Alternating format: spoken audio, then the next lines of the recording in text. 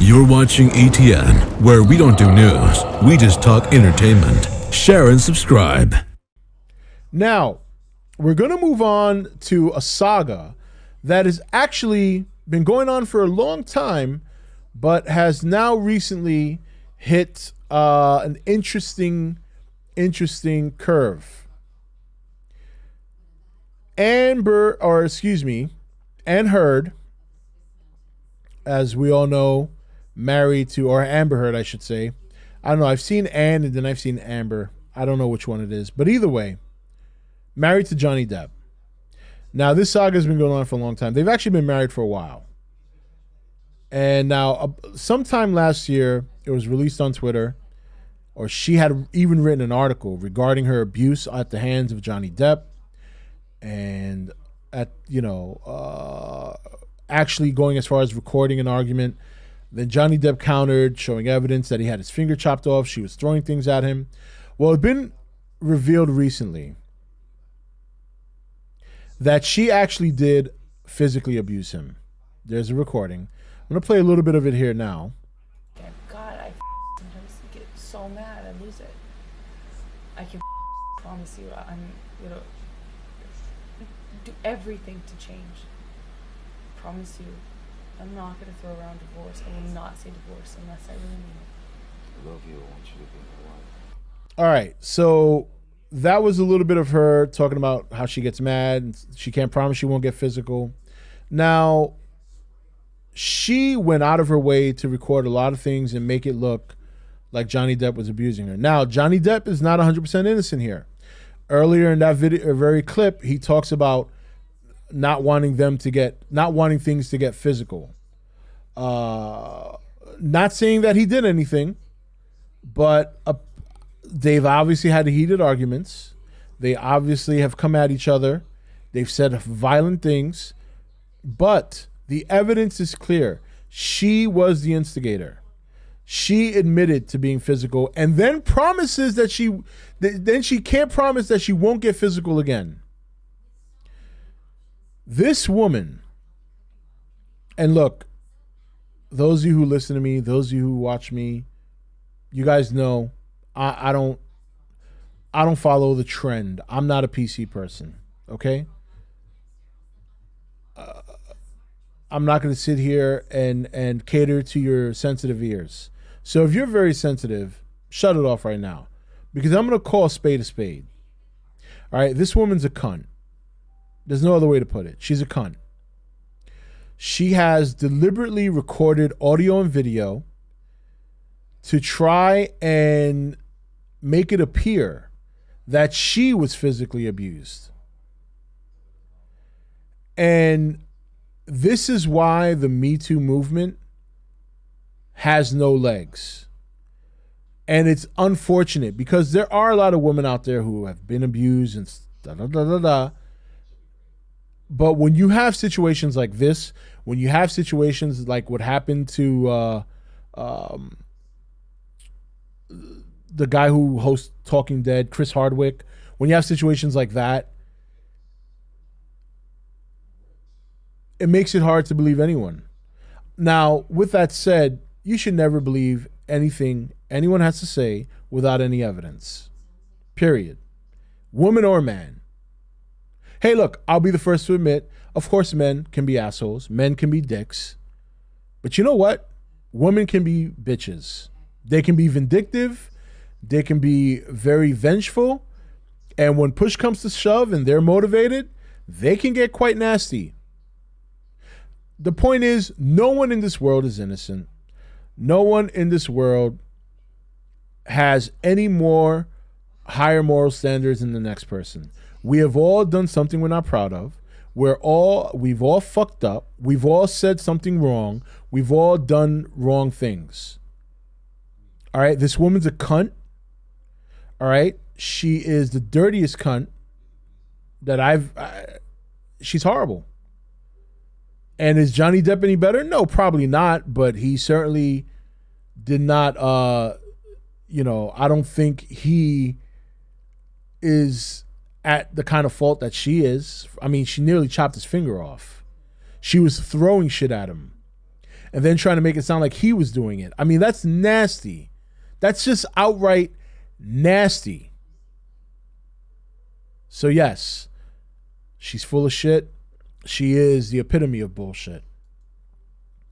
Now, the second to final thing we're going to talk about in this bullshit segment. During the Super Bowl, there was a commercial by Oil of Olay called Make Space for Woman. It starred astronaut Nicole Stott. Fantastic accomplishment with this lady's career, no doubt. It starred Lily Singh, who is about as funny as a shotgun to the nuts. And then it starred Busy Phillips, who the last time I saw on anything significant is when she was in the White Chicks movie. And for those of you who don't remember, she was the blonde chick that was the booty call in that movie. And then I think she had a show on Netflix for a little while that got canceled. So not a very appropriate name for someone who I haven't seen do much in Hollywood in the last 12 years. The campaign was Make Space for Women. Why? Why are we making space for women? Do they not have enough? Do women not have enough space right now? Am I missing something? My boss at work's a woman. Every job I've had in the IT industry, I can tell you right now, just from walking around and watching, 60% of the women in these corporate buildings are 60% of the people in these corporate buildings are women. Women have a higher rate of graduating from college than men do. Women are making as much, if not slightly more, than men on average.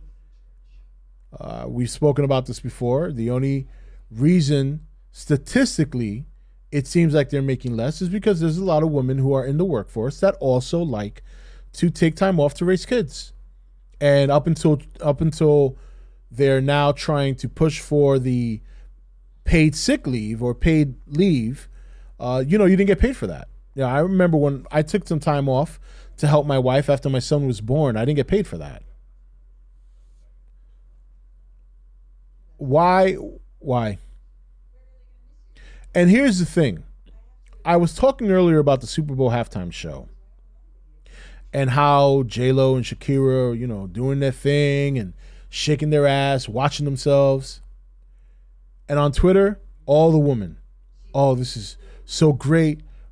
Women strong and all this, typical woman on, lingo and promotion, whatever.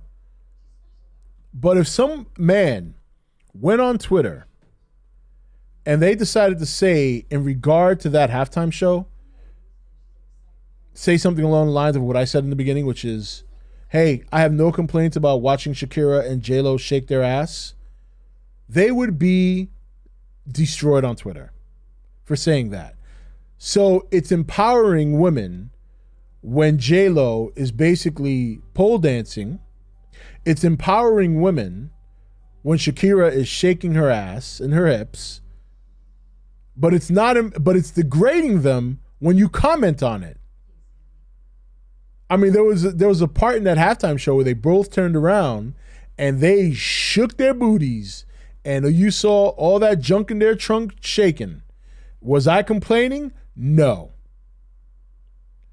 But if you had to say something about it, all the women, how can you degrade them? Well, wait a minute. Just a second ago, you were cheering for them for empowering women and all this, and now because I'm complimenting the fact, look, can we be real? J-Lo made it where she is because of her ass, okay? Let's be honest. All right, okay, she can dance too. But part of that was dancing and shaking her ass.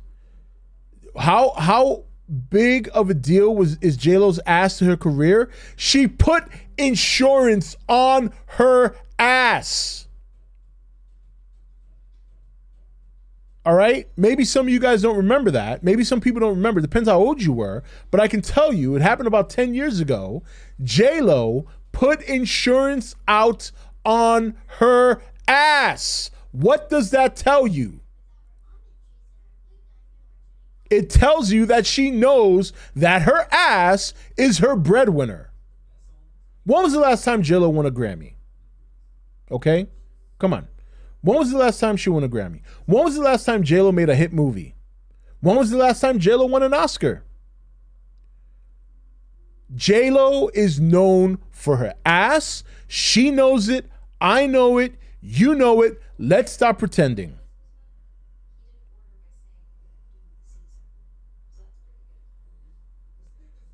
Shakira, on the other hand, I think Shakira is actually a good singer. Much better than J-Lo. But let's not pretend that Shakira made it on her singing alone. She made it because those hips don't lie, and she showed it. On Super Bowl Sunday, those hips did not lie. She shook them, and people were going nuts. By the way, how many men were backup dancers on that performance? And I'm not saying men are not having equal exposure. That's not what I'm trying to say. The point I'm trying to make is 90% of the women, 90% of the backup dancers were women shaking their ass.